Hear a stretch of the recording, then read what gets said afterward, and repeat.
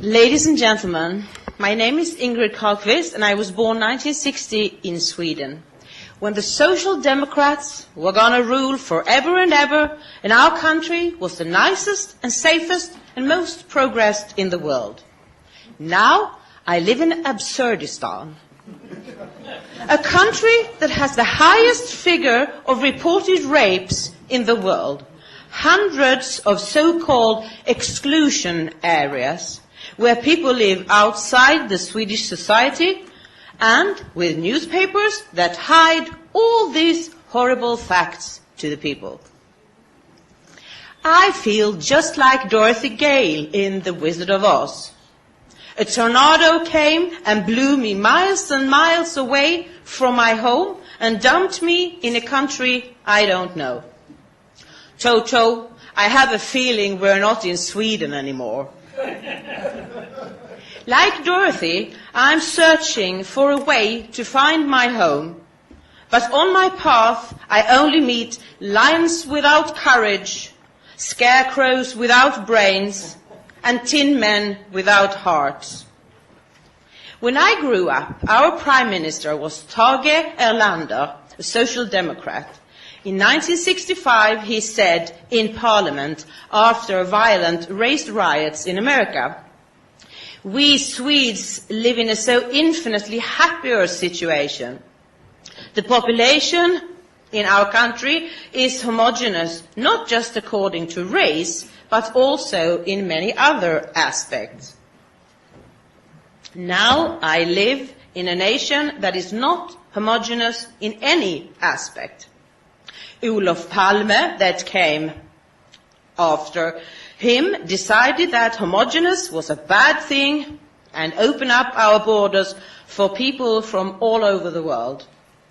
And from right to left, the politicians told us that there were no such thing as a Swedish culture, no Swedish traditions worth mentioning, and that we Swedes should be grateful that so many people with real culture and real traditions came to us. Mona Sahlin, a later leader of the Social Democrats, said 2002 with the magazine Euroturk, she was asked, "What is Swedish culture?" And she said, "I've often had that question, but I can't think of what Swedish culture is. I think that is what makes us Swedes so envious of immigrants. You have a culture, an identity, something that ties you together. What do we have? We have Midsummer's Eve and such corny things." She also said, "The Swedes must integrate into the new Sweden. The old Sweden is not coming back." In this new Sweden, we have more reported rapes than any other country in the European Union, according to the study by Professor Liz Kelly from England. More than 5,000 rapes were reported that year, 2008. Last year, it was more than 6,000. In 2010, another study reported that just one country in the world has more rapes than Sweden, and that is Lesotho in South Africa. For every 100,000 people, Lesotho has 92 reported rapes, Sweden has 53, the United States 29, Norway 20, and Denmark 7. In 1990, we counted to 3 exclusion areas in Sweden. Suburbs where mostly immigrants live, where very few work, and they all live by welfare, and the children don't pass their exams. In 2002, they counted to 128 exclusion areas. In 2006, we had 156, and then they stopped counting. In some cities like Malmö, where I live, a third of all inhabitants live in an exclusion area. What did the Social Democrat mean, Mr. Erlander, when he said that we Swedes were homogeneous. I think that he meant things like norms, values, culture and tradition, a feeling of fellowship, that we all in the old Sweden had a similar view of what makes the society good and how we solve conflicts.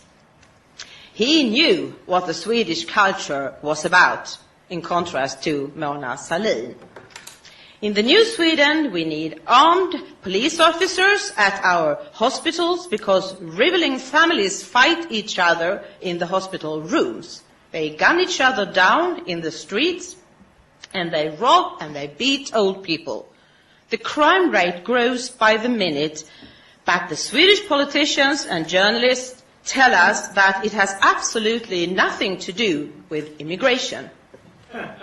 The fact that our prisons are full of foreign people is just a coincidence or is explained by socio-economic factors. For many years, I was a mainstream media journalist, but I was always a bit of a troublemaker, always suspicious of what people said was the truth.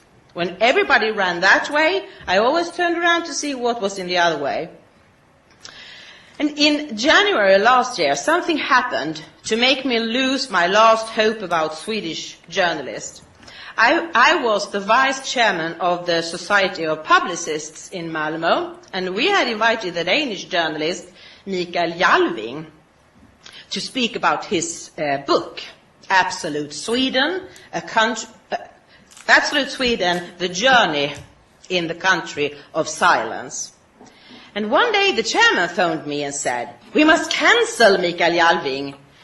Why? Because he's going to talk at a meeting arranged by a newspaper called National Today. It didn't matter to him, the chairman, or anyone else on the board of this Society for Journalists, that Jalving was going to speak about his book. If he went to that meeting, he would be infected by nationalist ideas, and probably he would become a Nazi. You see, everyone with a different opinion in Sweden really is a Nazi. That's the way it works in the new Sweden, the country I call Absurdistan, the country of silence. I was furious and I left the board of that society. I left the society. And that led to my being invited to the Danish Free Press Society to talk about this strange country of Sweden, and that led to my founding the Swedish Free Press Society. And that is how I met Lars Hedegaard, but we didn't settle for running one free press society each. We have a solid background as journalists, both of us, so we decided to start a newspaper, a good old-fashioned printed newspaper. We decided to call it Dispatch International because our vision is that this newspaper will become worldwide one day. At first we take Manhattan, then we take Berlin, or rather, first we take Scandinavia, and then we take the world. We will have two printed versions, one Danish and one Swedish, but the stories are the same. And you will find it in the stories in German and English as well on the e-paper. We will write about politics in our countries and in the world. And we will write about all those things that mainstream media has been hiding for so many years now. We will distinguish between news stories and commentaries, and the tone will be subdued. We will let the facts talk, the facts that mainstream journalists hide from people. The situation in Sweden is far worse than the Danish. In Sweden, nobody talks about immigration problems and the death of the multicultural project or the Islamization of Europe. If you do, you will immediately be called a racist, an Islamophobe, or a Nazi. That's what I have been called since I founded the Free Press Society. My name has been dragged in the dirt in big newspapers like Sydsvenskan, Svenska Dagbladet, and my own union paper, The Journalist. So now I need you all to be my Glinda, the good witch of the north, and help me find my home again. I don't think it will work to tap the heels of my ruby slippers together 3 times, as Dorothy did, to wake up in her bedroom in Kansas.